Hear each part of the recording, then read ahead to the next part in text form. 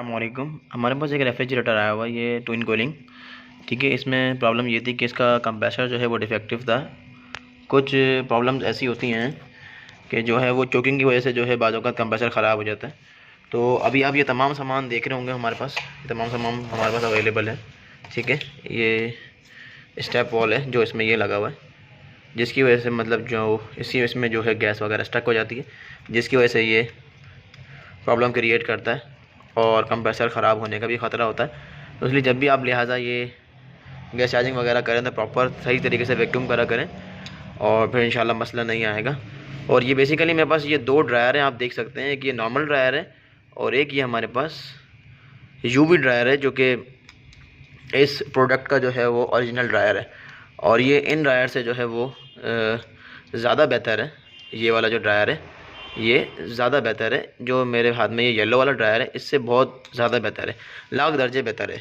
तो आप लोग जो है वो आप लोगों को तो वैसे मार्केट में नहीं मिलेगा, आप लोगों को तो यही वाला ड्रायर लगाना पड़ेगा। लेकिन कोशिश करिएगा कहीं से आपको अवेलेबिलिटी हो या सैमसंग के ऑफिशियल स्टोर पे मिल जाए आपको, तो आप ऑर्डर करवा के मंगवा सकते हैं ये, और आपका काम जो है वो आसानी से प्रॉपर तरीके में जो हो जाएगा। अभी हम ये स्टेप वॉल जो है इसके अंदर इंस्टॉल करेंगे। और हमने जो है देखें, हमने ये पुराना कंप्रेसर जो है इसका निकाल दिया, जो कि डिफेक्टिव हो चुका था। अभी हमने ये ब्रांड न्यू कंप्रेसर इसके अंदर इंस्टॉल किया है। उसके बाद उसके साथ साथ जो है हमने ये स्टेप वॉल भी इसका चेंज किया है, ताकि जो है वो गैस की सर्कुलेशन में कोई प्रॉब्लम ना आए।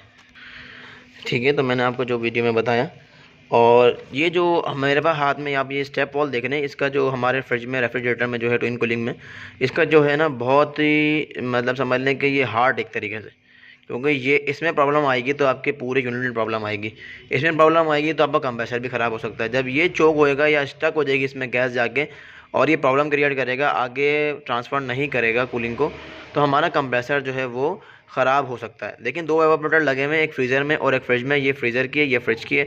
दोनों एवापोरेटर को ये सप्लाई देता है। अगर खुदा न खास्ता इसमें एयर होती है या ऑयल की चोकिंग होती है, जिसकी वजह से ये गैस की सर्कुलेशन ना कर पाया, तो आपका जो है वो कंप्रेसर पे इफेक्ट आएगा। और कंप्रेसर जो है हमारे सेंसिटिव है, जिसकी वजह से जो है वो कंप्रेसर डिफेक्टिव होने का ज़्यादा जो है वो ख़तरा होता है। तो आप उसको अगर प्रॉपर वैक्यूम और तमाम जॉइंट्स वगैरह चेक कर लें उसके, और जो है वो चोकिंग वगैरह का जो भी प्रॉब्लम है उसको चेक कर लें, तो कभी भी हमारा कंप्रेसर जो है वो ख़राब नहीं होगा।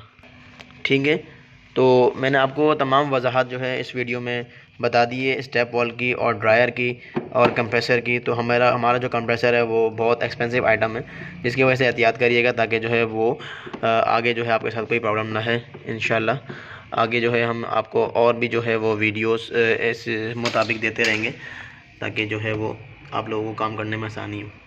आज के लिए इतना ही। ये मैंने ये नया स्टेप वॉल इसमें इंस्टॉल कर दिया। आज के लिए इतना ही। अल्लाह हाफिज़।